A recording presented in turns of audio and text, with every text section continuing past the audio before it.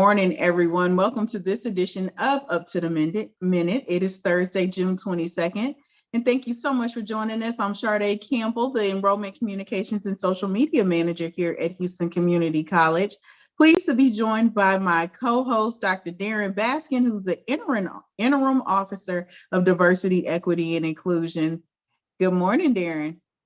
Sharday, good morning. We are back at it again. How are you?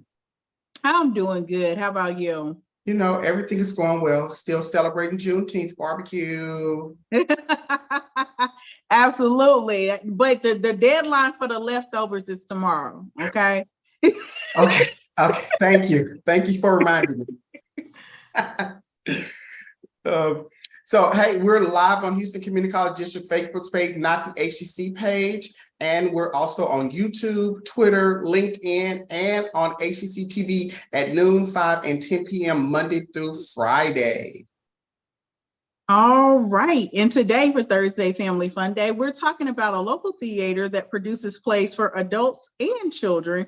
Joining us to talk to us today is Rebecca, who goes by Becky Udden, who's the founder and executive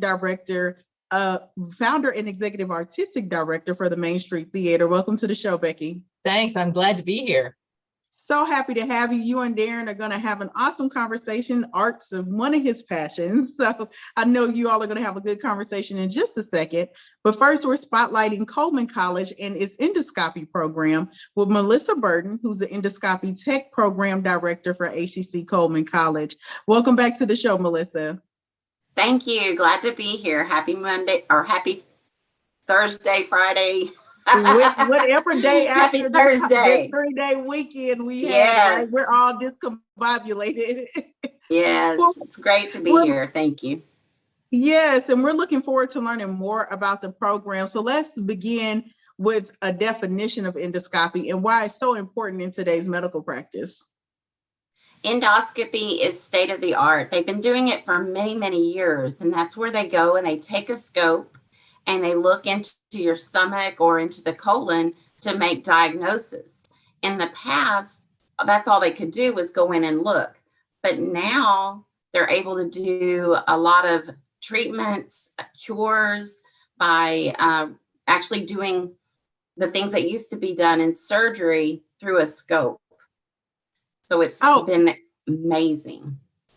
You know, sometimes the root word of a word will tell you something. It wasn't until you said scope that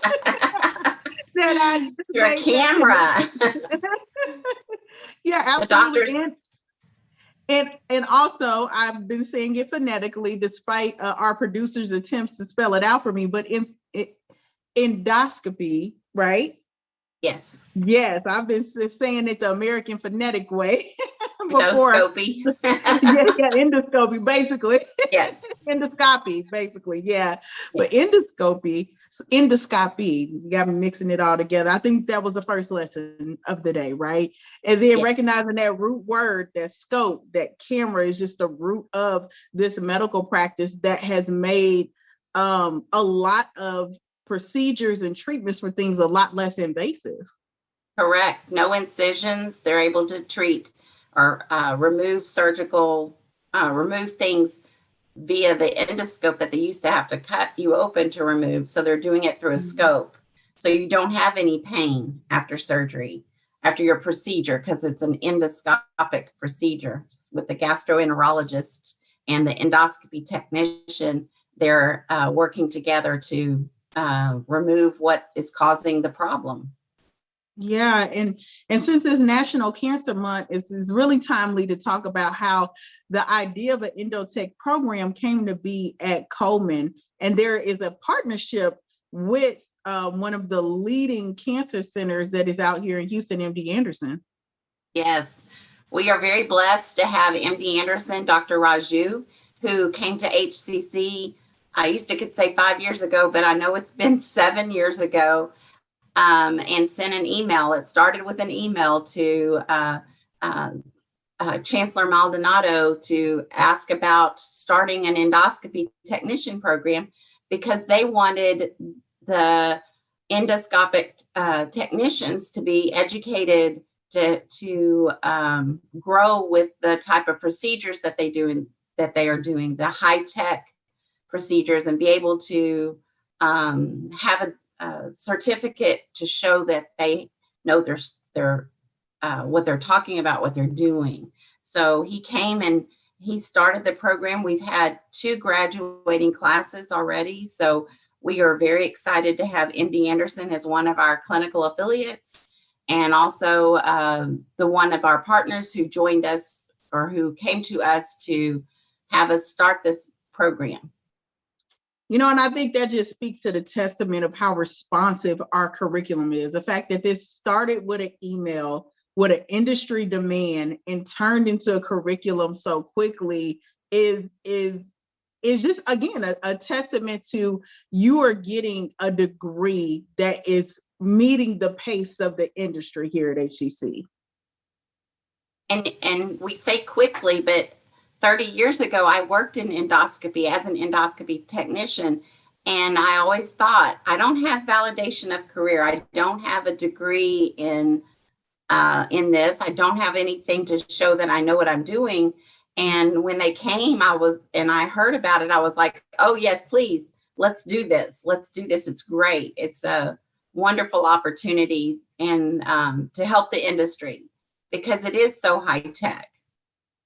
And what makes this program at HCC unique? Well, it's the only one in the state of Texas. So it is very unique. There's only 3 in the nation that I know of. And it's very amazing to be a part of, to see. Our first class, we had 100% job placement. Of course, we don't place students, they're absorbed. You know, the communities come to us and we tell the students about the jobs and they apply. And so many of the ones that just graduated in May are already working or are being interviewed right now.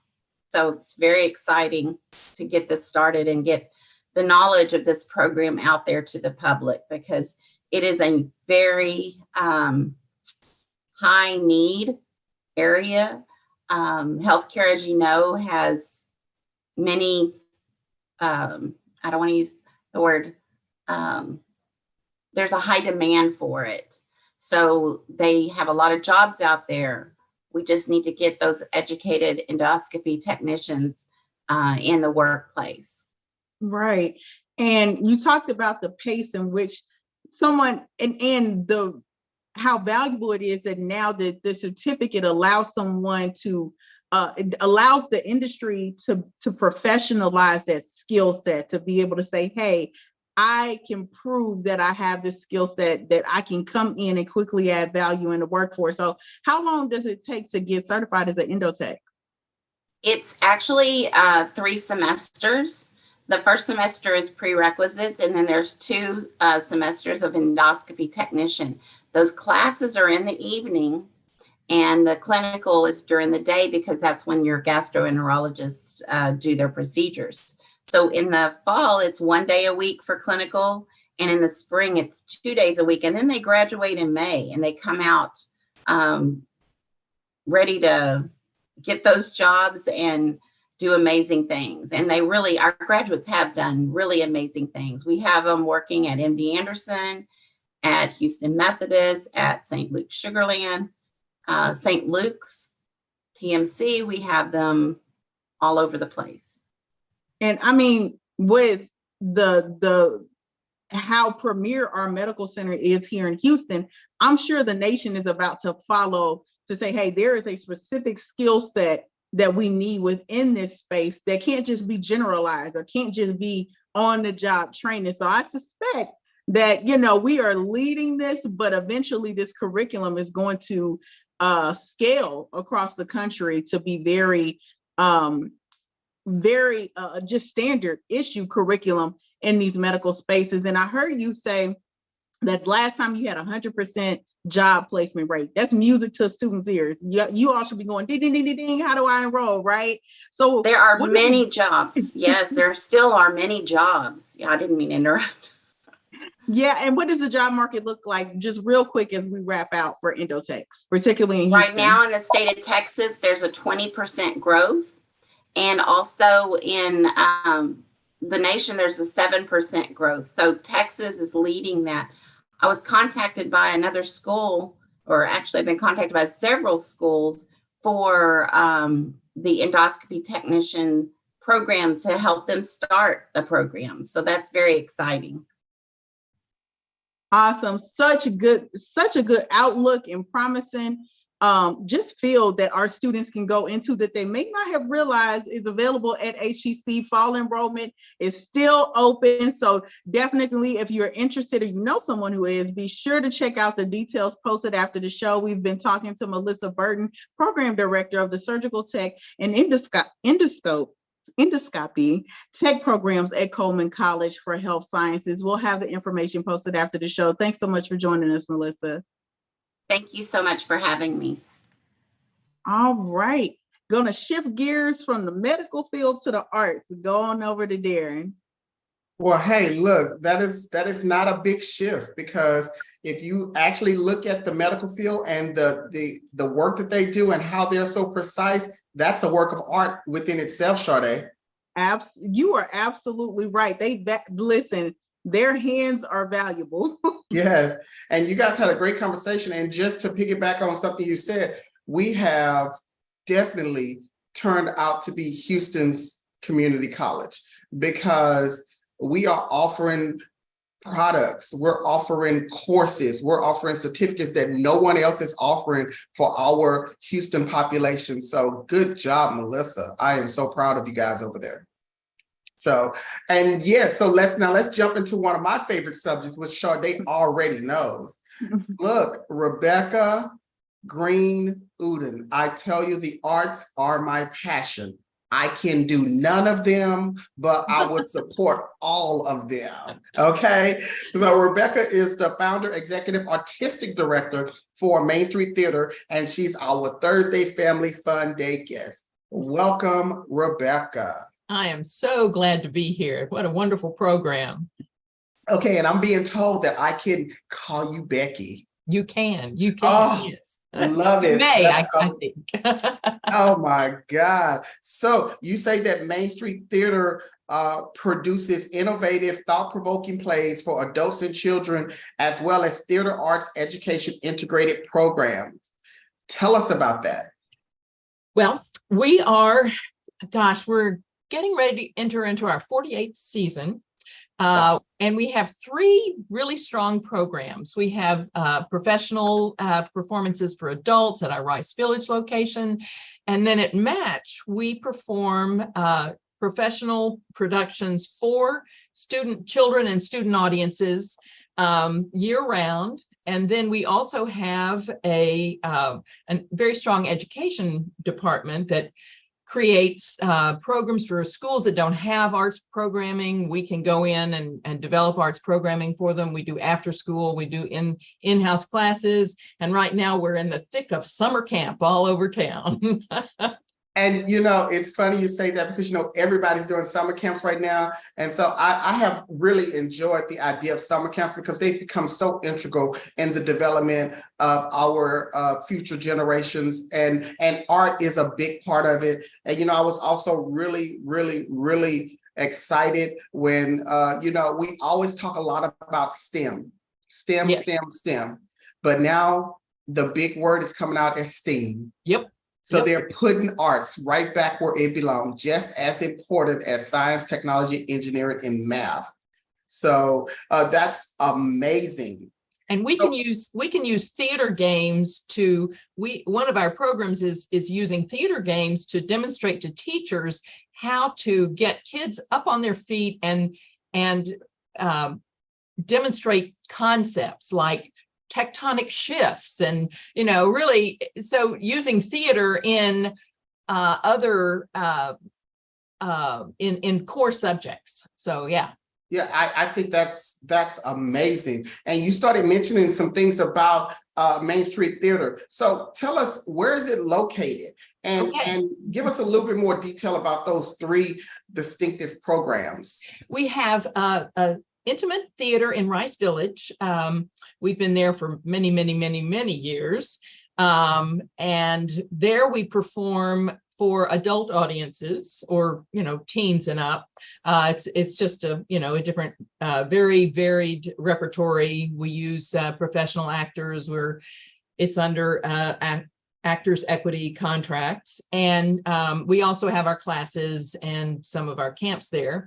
Then at Match, and we perform, that theater seats about 100 people, and it's a very diverse repertory. We offer all kinds of plays, things that you're not going to see anywhere else.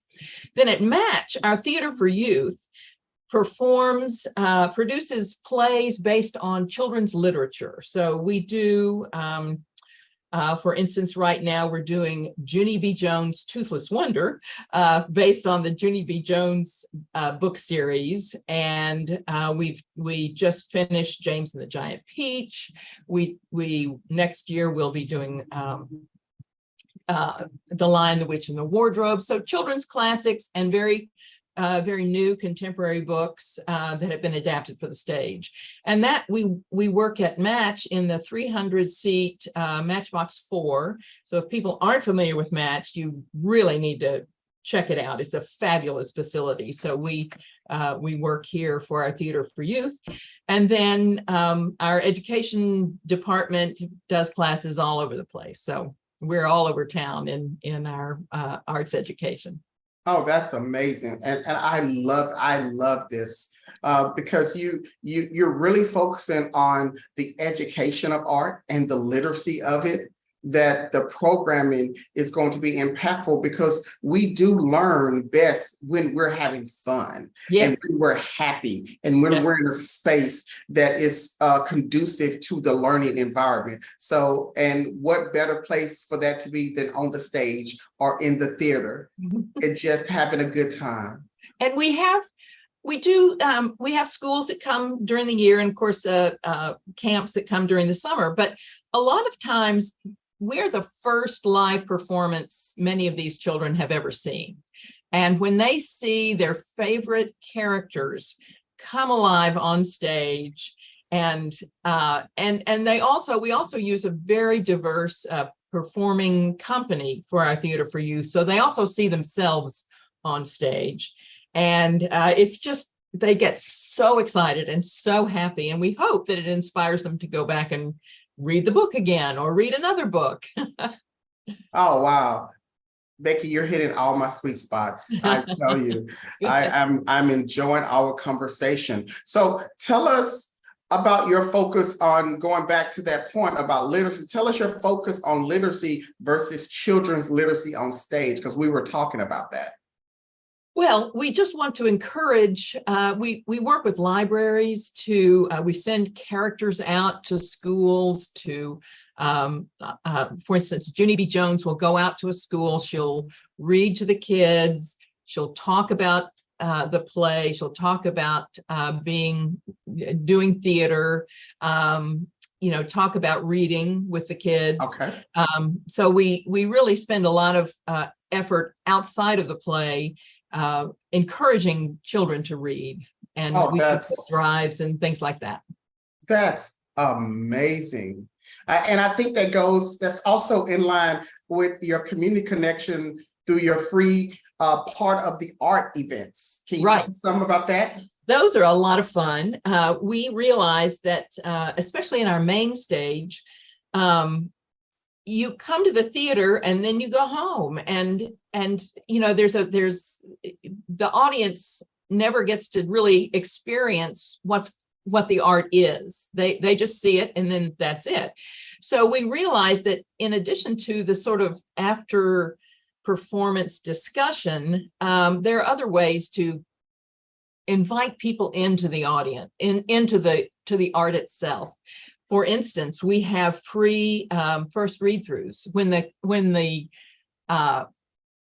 the cast gets together for the first time to read the play all the way through, we invite the audience to come in and listen to that. Now, they don't get to comment, and of course, they have to go home when the cast continues their rehearsal. But it is it lets people hear the play before they are going to come back and see it. Sometimes we invite people to dress rehearsals. We often have experts come in to add extra content after a show.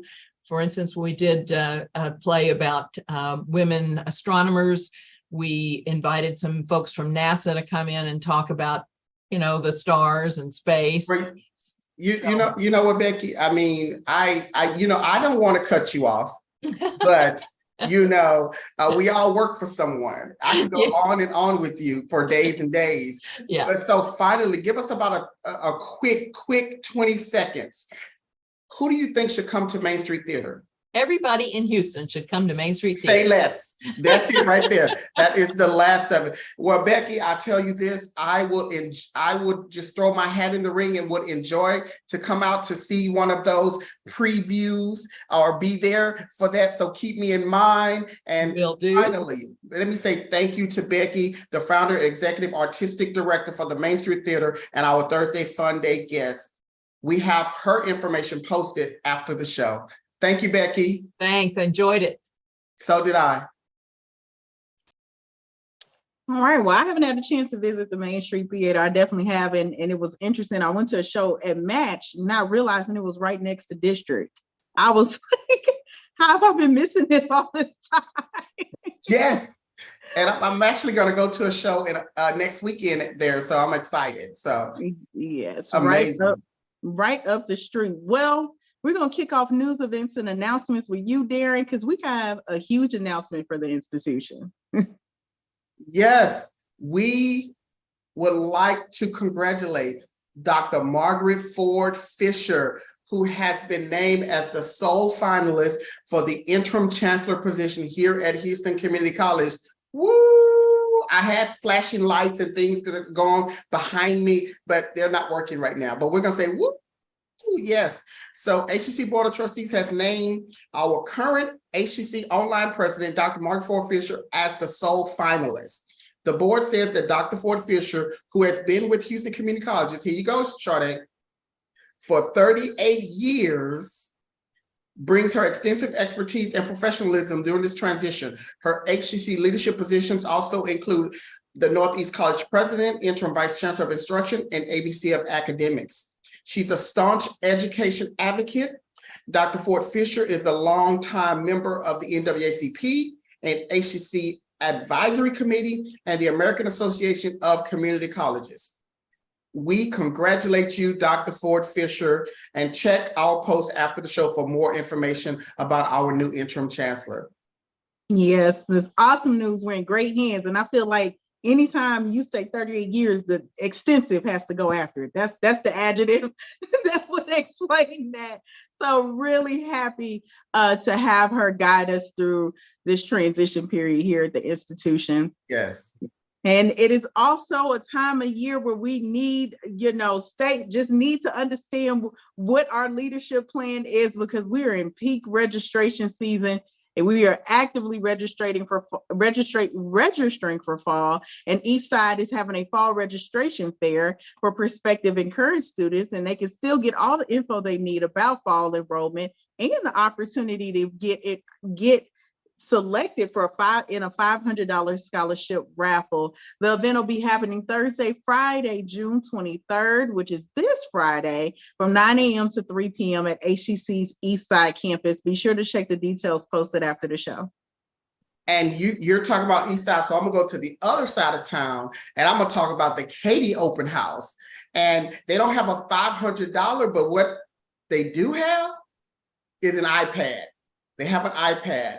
So the Northeast campus continues its series of open houses Saturday at its Katy campus, which is our newest campus. So get out there and see that. Besides learning about its programs, financial aid, and getting a tour of the campus, attendees can also register to win that iPad. That's going to be from 9 a.m. to noon, Saturday, June 24th at the HCC Katy campus. And there will be more information posted after the show. All right. In addition to registration, we are actively providing some resources in the community to parents who are trying to figure out, what am I going to do with these kids this summer? And we have several summer camps. So, I always hear the joke from parents in the summer. We're like, no, use your school stomach. You're using your house stomach. You're eating me out of house and home. I need something for you to do during the day. Well, HCC has summer camp. HCC has summer camps, and this one is in partnership with Verizon. It's still time to register for the next session of HCC's free summer STEM enrichment program for middle school students, part of Verizon's innovative Learning STEM Achievers project. It will provide design thinking, 3D printing, augmented reality, and social entrepreneurship. Session 2 will be from July 10th through the 28th at our HCC Eastside Campus Workforce Building. Be sure to check the details posted after the show. Oh, that's amazing. I love that. These summer camps, like you said, we used to get kicked out. Go to summer camp. There's no food here during the day. Go eat over there. So this is amazing. We also want to mention that Instagram One College exhibit that we have. Throughout the summer, Instagram is still serving as the gallery's wall for an exhibition featuring studio classes from all colleges in the HCC system. The link will be posted at the end of the show, and it will be available through August 14th for free. I love that word, free. Absolutely. And although we have emphasized this throughout the entire show with our guests and our announcements, just want to wrap out with letting you know fall registration is still open. And we are here to help you get enrolled in not only fall, but also the remaining summer sessions for either in-person or online classes, whatever meets your learning needs. To learn more about HCC programs, start dates, and options to cover costs, please visit hccs.edu/apply. All right, coming up, we're going to have for Film Friday and Pride Month, we're excited to host the folks from the Big Queer Picture Show. So I'm sure that is going to be really interesting. Love it. And we're going to continue congratulating HCC's League of Innovation Excellence Award recipients with Dr. Alicia DeJong of HCC's Facial Lab. Thanks so much for joining us for this edition of Up to the Minute. We'll see you next time. Congratulations, Dr. Margaret Ford Fisher.